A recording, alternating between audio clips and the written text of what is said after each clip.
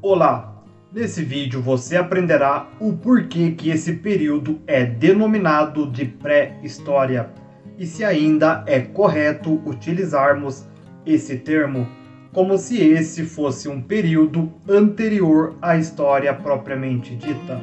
Você aprenderá também quais que são os principais aspectos dos períodos Paleolítico, Neolítico e da Idade dos Metais. Eu sou o Lucas Schwab e se esse assunto te interessou, assine a chamada deixando aquele like para que esse conteúdo possa alcançar mais pessoas.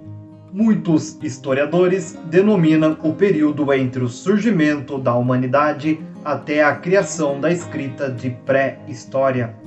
A origem dessa denominação está associada a uma concepção de história que surgiu no século XIX.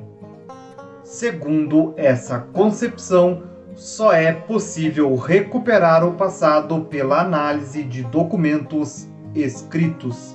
Assim, a história de qualquer sociedade só começaria no momento em que houvesse o domínio da escrita. Todo o tempo que antecede esse período seria considerado então anterior à história, ou seja, seria o que conhecemos como pré-história. Hoje em dia, contudo, a maioria dos estudiosos já não aceita essa concepção da história. Longe de buscar uma verdade única, muitos historiadores argumentam que só é possível estudar versões dos acontecimentos passados. Para isso, tudo o que foi produzido pelo ser humano, tipo os utensílios, as ferramentas, as obras de arte e até mesmo as crenças de um camponês que não conheceu a escrita, valem como fontes de informações para conhecermos o passado. Nesse tipo de estudo, a contribuição da arqueologia é fundamental. Pensando nisso, eu gravei um vídeo especial sobre a relação entre história e arqueologia, que estará aparecendo nos cards e também se encontra nessa playlist. Termine de assistir esse vídeo com calma e depois confira o vídeo sobre a contribuição da arqueologia ao trabalho do historiador.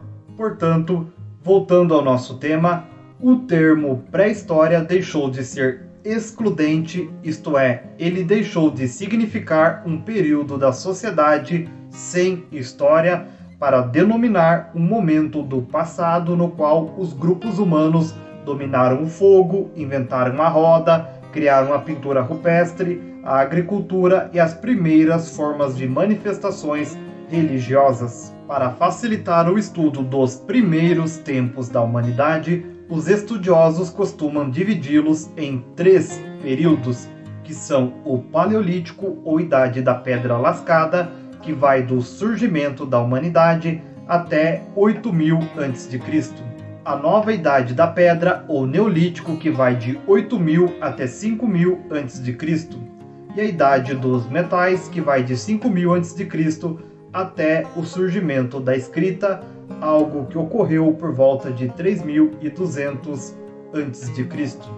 Essa divisão, assim como o termo pré-história, deve ser utilizada com certas ressalvas.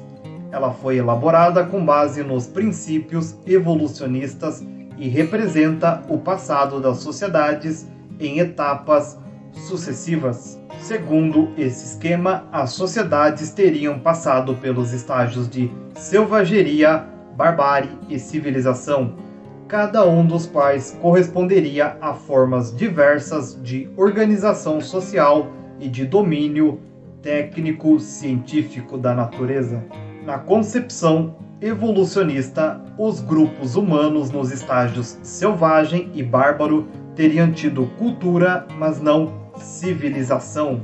A civilização corresponderia a um estágio mais complexo da evolução, com o pleno domínio da escrita.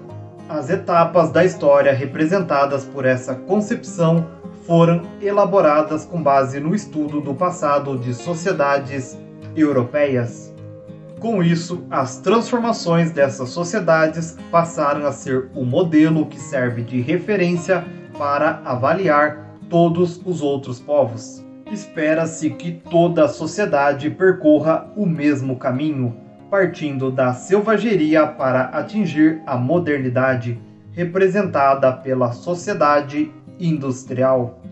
Essa interpretação da história, baseada nos princípios evolucionistas, ignora a grande diversidade cultural existente entre os grupos humanos e o fato de que, diante de determinado problema, cada sociedade se organiza de um modo próprio, resultando daí culturas diferentes.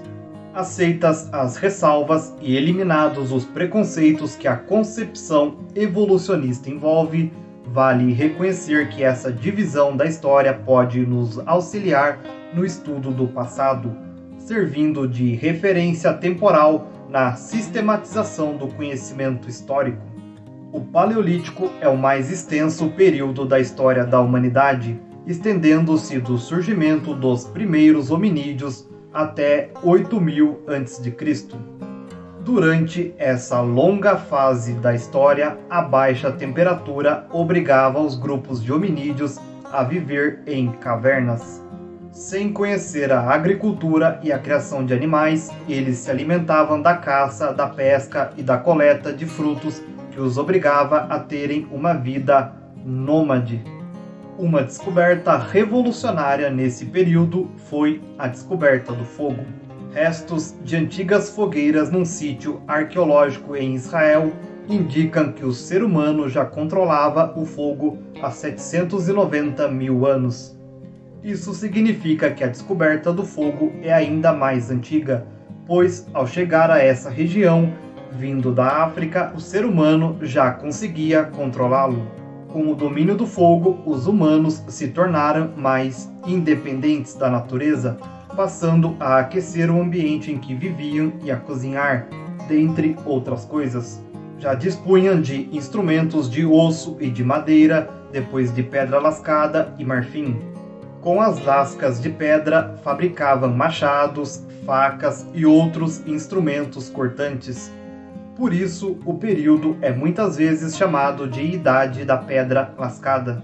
Por volta de 30.000 a.C., um resfriamento intenso que conhecemos como a Quarta Glaciação cobriu de gelo boa parte do planeta. Por essa época, extinguiu-se o homem de Neandertal. O Homo sapiens moderno consolidava sua supremacia. Caçava grandes animais com armadilhas, fabricava objetos mais complexos como arpões e agulhas e começavam a pintar nas paredes das cavernas. Eram as primeiras manifestações da arte rupestre. No próximo vídeo eu falarei especificamente sobre a arte rupestre.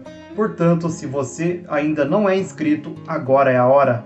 Inscreva-se no canal para receber esse conteúdo em primeira mão. O período iniciado por volta de 8000 a.C. é conhecido como Neolítico ou Nova Idade da Pedra. Nesse período, diversos grupos humanos passaram a polir a pedra.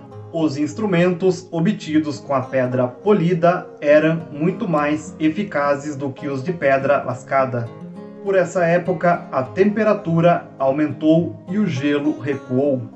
Grupos nômades de caçadores-coletores passaram a fixar-se nas margens dos rios, onde construíam suas habitações e também pescavam, caçavam e coletavam frutas, raízes e cereais. Tudo isso contribuiu para o desenvolvimento da agricultura, com a manipulação de certas plantas silvestres e o plantio de trigo, cevada e aveia. Pouco a pouco, as atividades foram se especializando. Grupos humanos passaram a domesticar animais, surgiram o pastoreio e o artesanato. Formaram-se as primeiras povoações. Ao lado da agricultura e do pastoreio, a caça, a pesca e a coleta continuaram a desempenhar importante papel na vida das comunidades que surgiam. Para armazenar cereais, as pessoas começaram a fazer potes de barro, dando origem à cerâmica. Passaram também a fabricar os primeiros tecidos de lã e linho, em substituição às peles de animais com que antes cobriam os seus corpos. Mais tarde, apareceram os primeiros trabalhos feitos de metais menos duros, tipo o cobre. A organização social baseava-se nos laços de sangue e nos costumes, e a economia na exploração direta da natureza. Não havia, nesse contexto, a propriedade privada, ou seja, o solo pertencia a todos. Com o tempo, o desenvolvimento de técnicas de fundição de metal possibilitou o abandono progressivo dos instrumentos de pedra.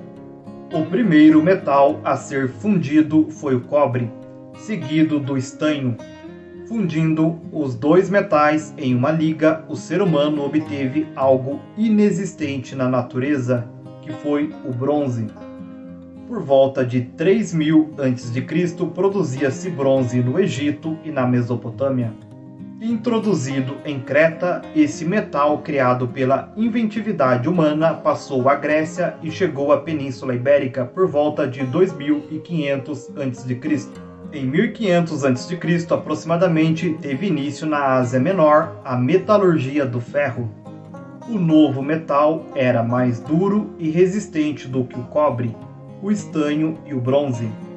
Os grupos que dominavam a tecnologia de sua extração e fundição logo perceberam as vantagens que ele oferecia como matéria-prima no fabrico de armamentos.